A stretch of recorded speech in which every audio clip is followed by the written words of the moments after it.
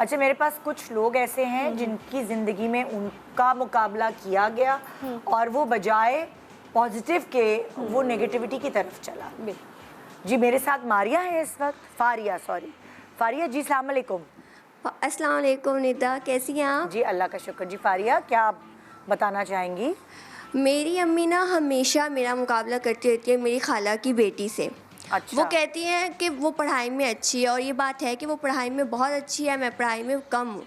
अच्छा। जब हमारे किसी के भी इवेंट हो, शादी वगैरह पर हो, तो वो मेरी कज़न हमेशा अपनी बुक्स साथ में लेके आती है, तो इवेंट के टाइम भी वो पढ़ती रहती है। अच्छा। तो अब वो सारे ख़ानदान वाले देखते हैं और सबकी तवज्जो उसके ऊपर हो जाती है कि वो कितनी अच्छी है पढ़ने में, देखो तो उसे इवेंट है लेकिन वो अपनी स्टडी को कंटिन्यू कर रही है ताकि मेरे ग्रेड्स कम ना आए। हाँ। और जब हम लोग घर आते हैं तो अम्मी ना मुझ पे बरस पड़ती हैं, कहती हैं तुम्हें दिखता नहीं है, वो इवेंट में पढ़ रही है, तुम क्यों नहीं पढ़ सकती? जो वो कर सकती है वो तुम क्यों नहीं कर सकती?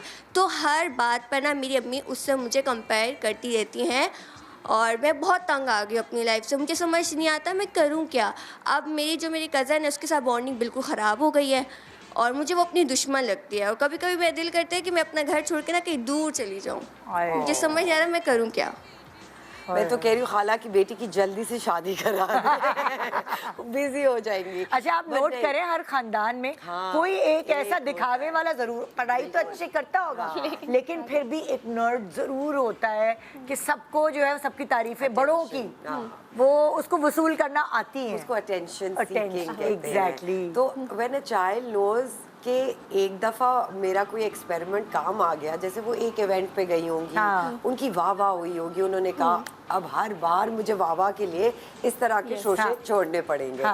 अगेन पेरेंट्स का सबसे बड़ा ये रिस्पॉन्सिबिलिटी है कि अगर आप देखिए, जैसे अ लॉट ऑफ टाइम्स अभी रूहान के ग्रेड 4 में पहली दफ़ा एग्ज़ाम्स है। अच्छा।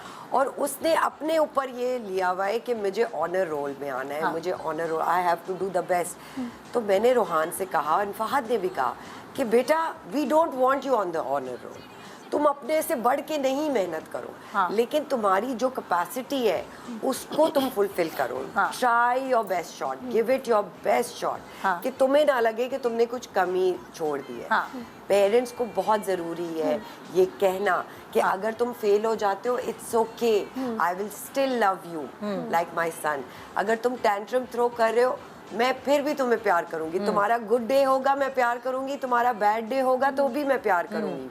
वो सेंस ऑफ अचीवमेंट, वो सेंस ऑफ सिक्योरिटी, वो सब तभी आती है जब उनको पता होता है कि हमने कुछ गलत किया, हमारे माँ बाप हमें डिसोन नहीं करेंगे। That's such a huge factor.